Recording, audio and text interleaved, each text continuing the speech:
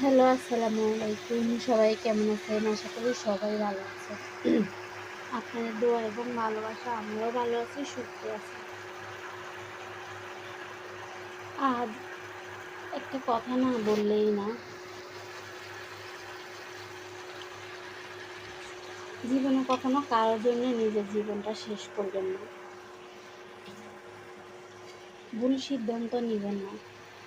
সে আপনাকে ঠকিয়েছে, আপনাকে ধোঁকা দিছে, আপনাকে নিঃস্ব করে দিছে। তাও আপনি কখনো ভুল ডিসিশন নিতেন না যে একে ছাড়া আমি বাঁচবো না, মরে যাব। সাময়িক কষ্ট হবে, সহ্য করে কষ্ট কাটিয়ে উঠবেন। কখনো তার জন্যে আপনার জীবনটা শেষ করতে যাবেন না।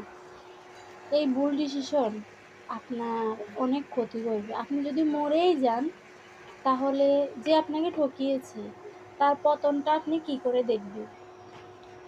সে ভালো থাকবে, সুখে থাকবে, না কি হবে, না আপনি সুখী হবেন, না আপনার জন্য ভালো কিছু অপেক্ষা করতেছে? যা আপনার জীবন থেকে চলে গেছে তা ছিল মনে করেন আপনার কারো না কারো অভিশপ্ত জিনিস। ওই সময়টা চলে গেছে, অভিশপ্ত সময়।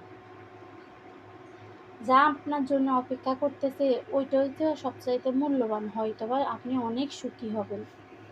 তো আপনার কষ্টের সময়, আপনার মানে খারাপের সময় ধৈর্য ধরে সহ্য করে অনেক কিছু মেনে আপনি শক্ত হয়ে থাকবেন। মুচকাবেনও না, ভাঙবেনও না। আপনি নিজের মতো করে থাকবেন। তাহলে ভবিষ্যতে এই দেখেন আমাকে এত কাঁদিয়েছে, এত কাঁদিয়েছে, এত কাঁদিয়েছে যা বলার মতো না।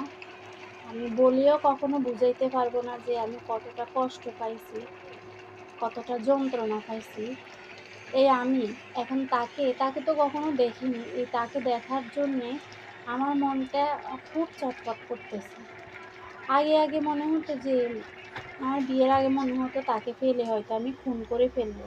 কিন্তু এখন মনে হয় তাকে পেলে আমি হাত জোড় করে বলতাম যে আপনি আমার জীবন থেকে চলে গিয়ে আপনি আমার কতটা উপকার করেছেন সেটা হয়তো আপনি নিজেও জানেন না। আপনার কাছে গেলে হয়তো আমি এতটা সুখ, এতটা ভালো মানুষ কখনোই পেতাম না। আপনি ছিলেন আমার জীবনে অভিশাপ, আর বর্তমান সে আমার জীবনের ভবিষ্যৎ, সুখ। তো কখনোই ভুল ডিসিশন আপনারা নেবেন না। ধৈর্য ধরে থাকবেন।